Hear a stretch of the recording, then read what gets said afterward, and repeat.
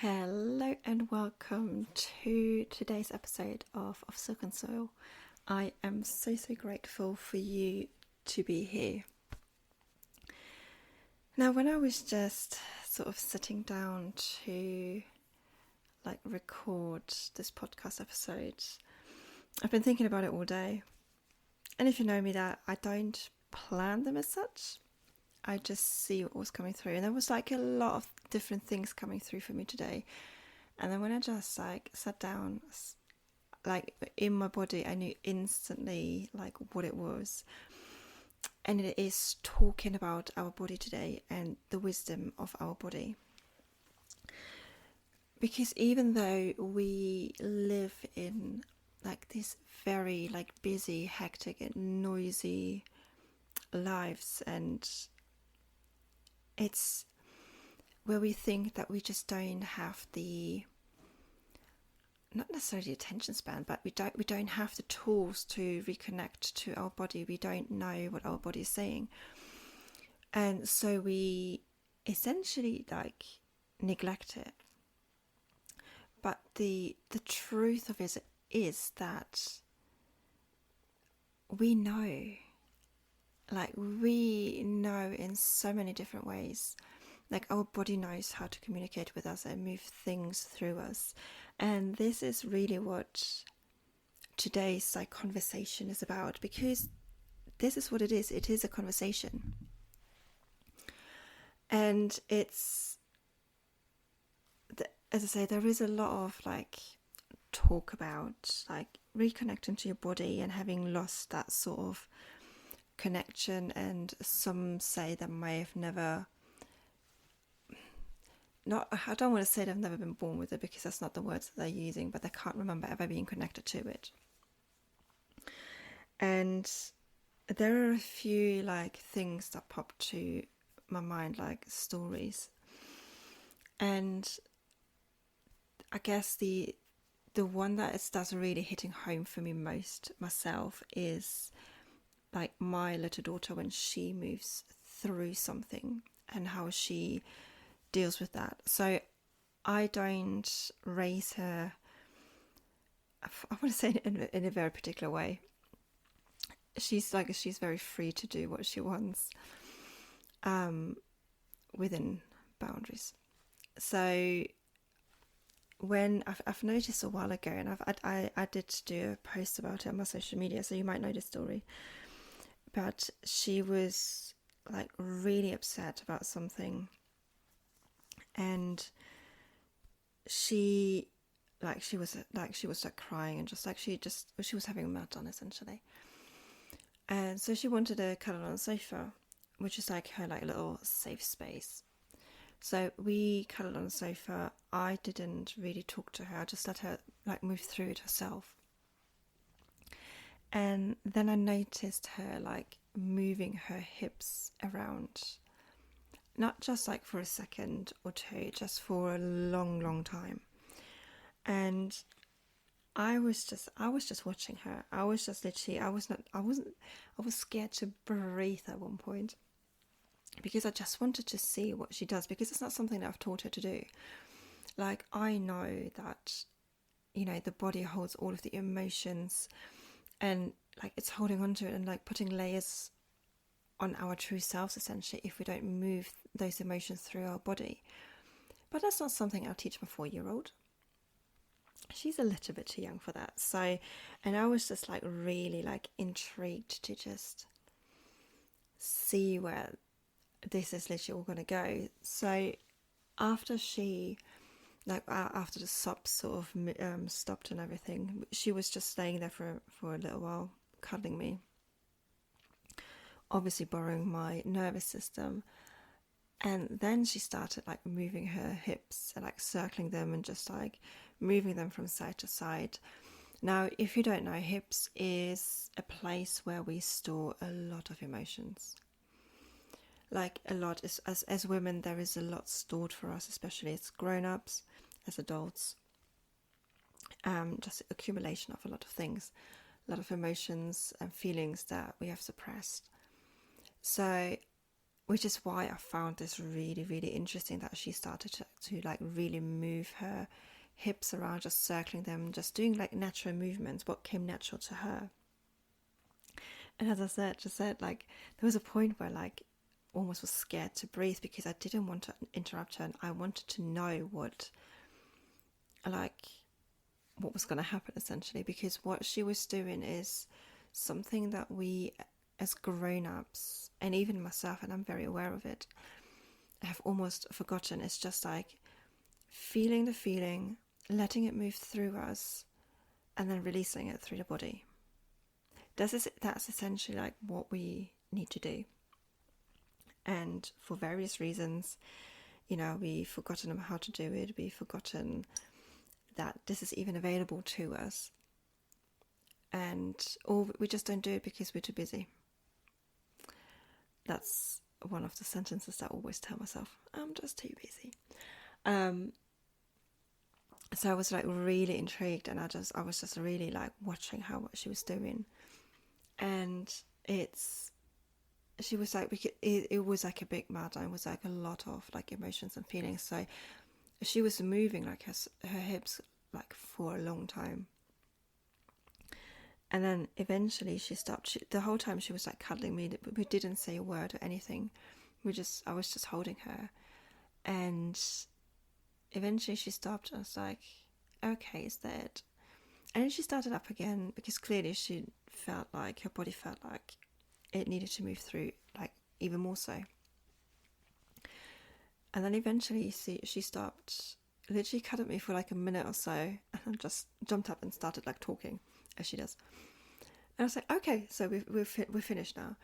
And I found this whole scenario, like this whole thing that she moved through, so like eye-opening, and just like a reminder. It's just like, yes, that's what we need to do. We feel the feelings, we like let it out, we let it move through our body, and then we release it through our body. Now, the way that I often release emotions or feelings is through exercise, because in my brain, and this is not a brain conversation, really, but my brain likes to butt in, that's the only way I can move the emotions out of my body, which is not very true. And my daughter is like the biggest example that I've just given you. But it's like, for me, it's a lot of movement and almost like strength. Like, it just needs to, that's for me what it like really feels like, and what really seems to be moving and shifting a lot of things for me. So, but I found that what my daughter was going through is so interesting, because as I said, this is available to all of us. Like, even now, like, if it's safe for you to do so, not if you're driving or anything, but just do some hip circles. Like, I'm just like sitting here at the moment, so my voice might go a bit in and out, to be fair, as I'm moving around in front of the microphone, but just doing some like hip circles without like having even anything to work through on right this second. I mean, I believe that there's always something like to work through, because there's always like feelings, emotions, like stories that we're suppressing. And there's always so much that our body is holding, especially as women. We're just holding on to like so much, and it's just like moving the body, and like just like the hip circles just now, it's like, oh yeah, that actually feels really nice. So even if you just do that now, just for a moment, and just like maybe place one hand on your heart, one hand on your belly, and just do some hip circles, and just see how that feels. Like releasing your shoulders, maybe closing your eyes, maybe going into the opposite direction if you've been doing this for a while.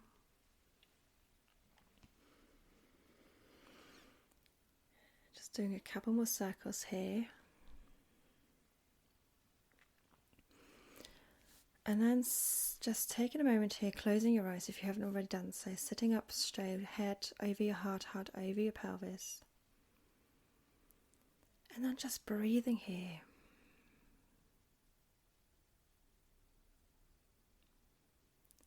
And just notice how like this little, I don't even know how long that was maybe a minute if it was that, like hip circle, how much of a like difference that has made, like it's, you know, things shifting, like things moving, and just maybe notice how this actually has moved something, like some of the energy inside of you that maybe was a little bit stuck. Maybe it's like a little bit less stuck. I'm not saying like this, doing this for a minute is going to be like the big miracle solution for you. That's not what it's about, but it's about like getting more into our bodies, like listening more to our bodies, because it's just, our body is so full of wisdom. And over the years, like we've really like disconnected from that wisdom, and like really disconnected also from our like monthly cycle. Like I remember when I feel like I felt like I was like really late with my first period, and I was like really looking forward to it, and I just couldn't wait, because I, like in my head I was like, oh yes, I'm gonna be a woman, I'm gonna be like, there's some magic around it. I couldn't quite explain it, but like I knew it was something like huge. And I got my first bleed, and I'm just like, yes. And I could like feel like this huge shift inside of me happening. And there was like really this like ancient part inside of me, like just knowing all of the things, and I was amazed. Like my body was like all of a sudden like bleeding. It knew what to do. Just like, it literally just blew my mind. And then like life kicked in, not being, I guess, educated enough around that, or not necessarily not even educated around it, but like not having enough wisdom. And I think when I grew up, like when was that, in the 90s, that was just not, oh god, that makes me say the 90s, that makes me feel so old, like late 90s, it just like, times were just different, right? And we didn't really have like necessarily the resources that we have now. So life very quickly kicked in for me, like the very busyness of life, like the roles, the expectations, and all of these things. And then put on top of that it was very much seen like, when you're on your period, that blood, it's dirty. That's literally how I grew up. So I, unsurprisingly, got very quickly like cramps, like really bad cramps. So every month I was at a doctor's trying to get some painkillers for it, until eventually when I was I want to say I was 16, eventually I was then put on the mini pill, which I was on for a decade, I want to say, if not more actually. Yeah, probably more than a decade. And it's obviously, on the mini pill you don't bleed at all, so I cut all of that out. So for a very, very long time I was very disconnected to my cycle, to my like women body essentially. And that's where I really felt like I was moving very much in my masculine energy. I was very much operating like a man, because whereas now I find joy and like aliveness within my cycle and the ups and downs of my cycle, when I was younger, when I was on the mini pill, I didn't find this joy, like the initial connection to my cycle and my blood, and like the history and the lineage and all of that, like the red thread. that initial like hit was there, essentially, that, you know, knowing it's something huge, but then no one there to like really talk about, and not being really in the media. I didn't even grow up with internet. That's how old I am. That's actually not true. I somewhat grew up with internet, but nothing like today. But it was very easy for me to forget that initial wisdom that I got, and was very much like in my masculine, just like doing it in a man's way, like living my life like very linear, like needing to be on like 24/7, like.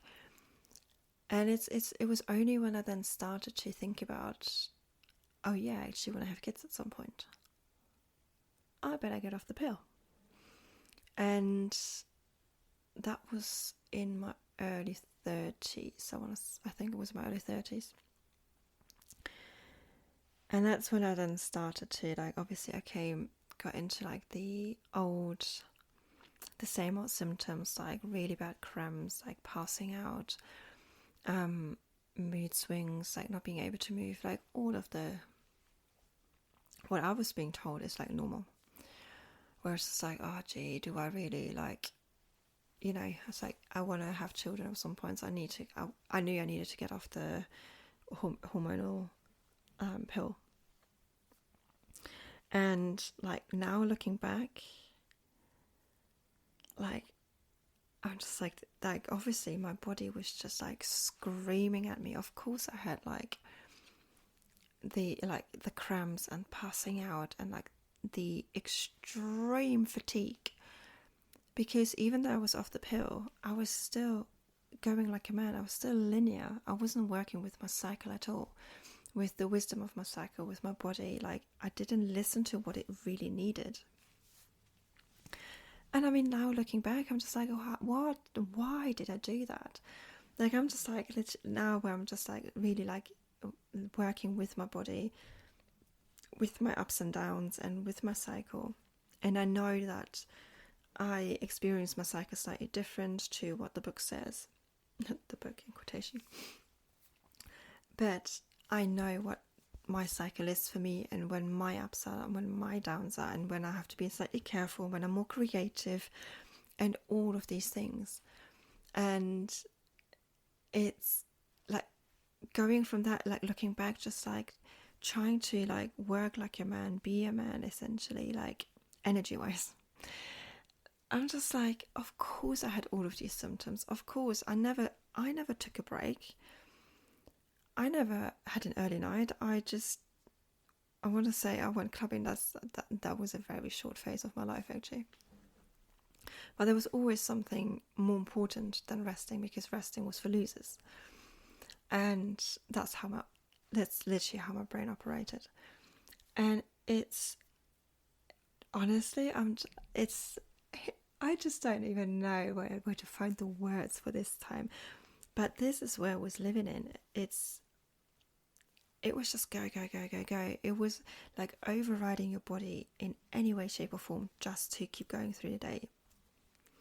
And if that meant like having like loads and loads of sugar, then that's what it was. And loads of coffee, and that's what it was.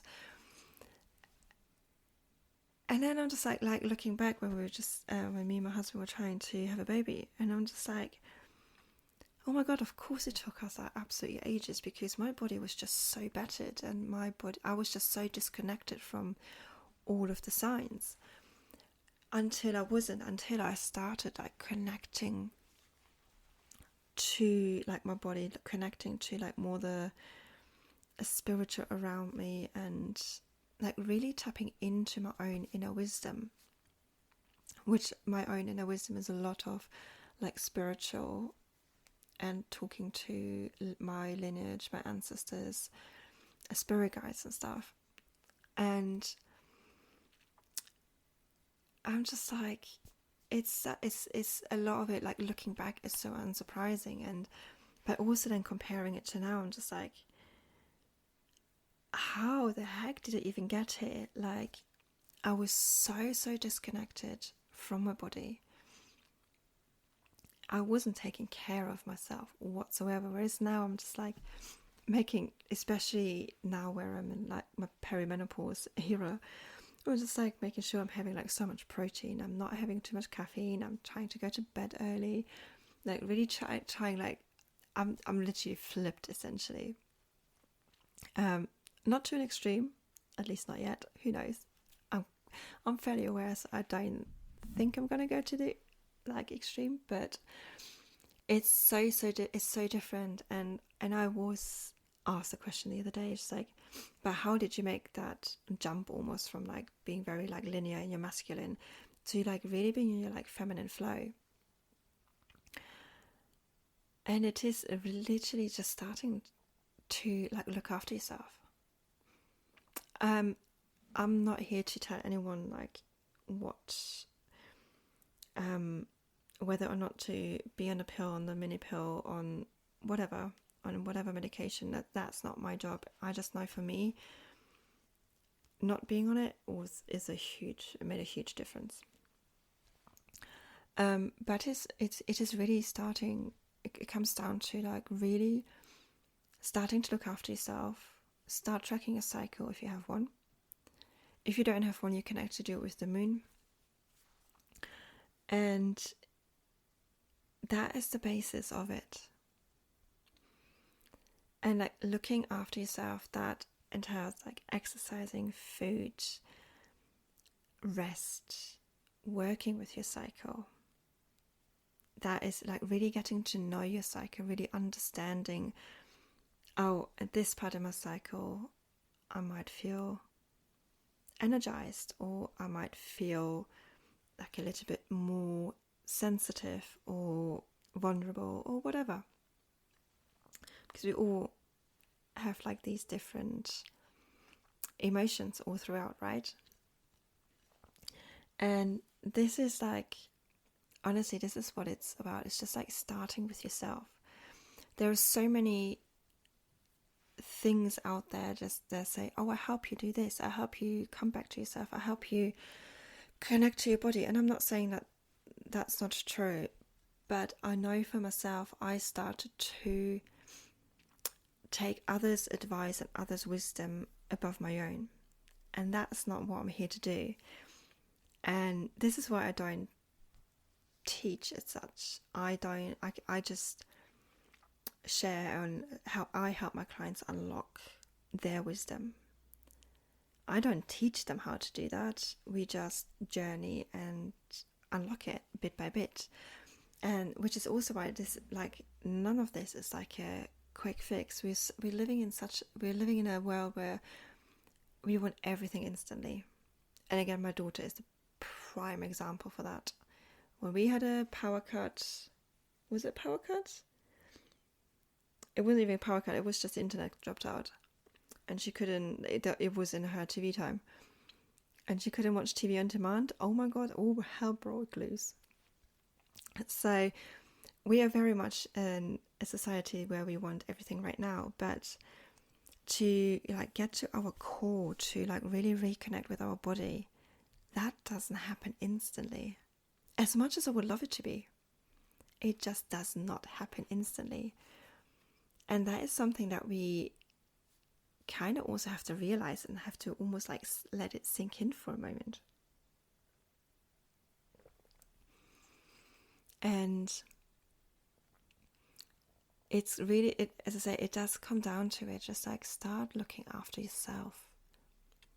And that includes boundaries as well.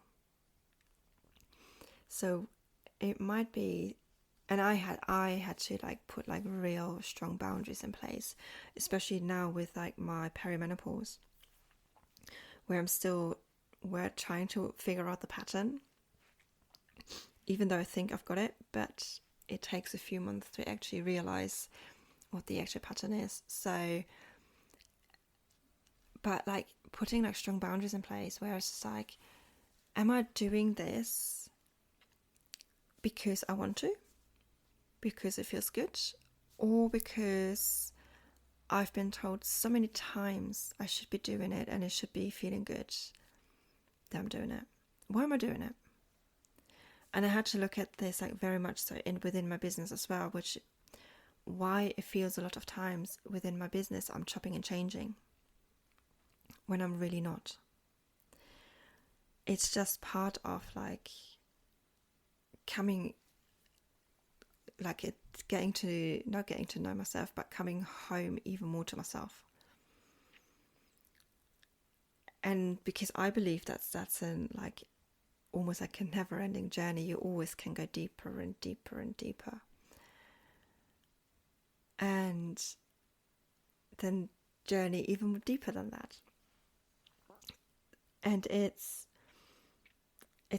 really those things. It's just like coming back to your body, to the wisdom, because there is so much wisdom in our bodies. If we were just to stop and listen. This is why I do like my morning sit, what I call it, my morning sit, where I just sit down. I sometimes do like a little mini meditation, like a guided mini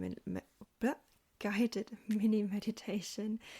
Then I might just connect to my ancestor or my spirit guides, or I might just sit there and just like literally just be. And it's a practice that has changed a lot for me. I get so much inspiration there. I get so many downloads through that. And I get so creative doing that as well. It's like, I only have like 15 minutes before my little daughter wakes up. So come on. Like, I don't like, there's just so much coming through.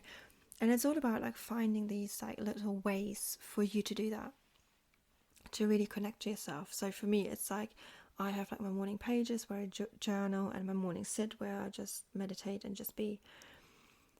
For others, it might be like a daily workout, or they like have a little ritual with their coffee or tea or whatever it may be. And this is why, again, I don't teach, because what works for me doesn't work necessarily for anyone else, because it's uniquely me, right? And you are uniquely you, so you need to find what works for you and what is truly you. And I can't tell you that, and no one else can tell you that. No matter what anyone else is saying, like no one can tell you who you are, what you should be doing. That really needs to come from yourself. Now, what I sometimes, I almost question myself sometimes, because sometimes it feels like someone plants a seed in me essentially, or someone says something and a seed is planted, and I'm just like, okay, is that actually my opinion or my feelings? Is that actually my seed, or am I doing something because they said it and I think it's my seed? And this is where you have to sort of decide yourself and like sit with yourself. And that's what I do. I sit with myself and I say, is this seed, is that mine or is that someone else's? Is that idea, like, why am I doing it? Yeah, and the, I guess the best thing is like the best example, I want to say a couple of months ago, I want to say I've actually done a podcast about that as well. But I implemented a strategy in my business. Someone else was doing it and I liked it, and I was doing it sort of my own way. And then I had some success with it and I dropped it because I felt like I was getting too exhausted. I mean, there's a whole lot of like sabotage going on there, but that's a whole different story. And then I really like dropped that sort of strategy. Felt like quite bored with certain things within my business. And then a few days ago, I had that same seed again, but I'm just like, yeah, but what if I do it but slightly different, so I don't burn out or don't feel like I'm burning out? And I've literally implemented it. I think I'm on like day 3 or something like that, day 4. I don't really count.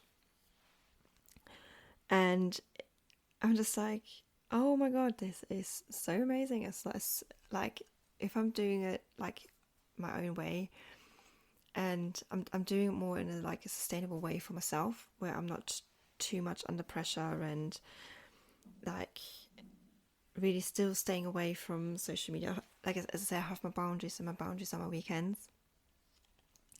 So I don't really want to post on the weekends. I don't really want to be online weekends, because it's my family time.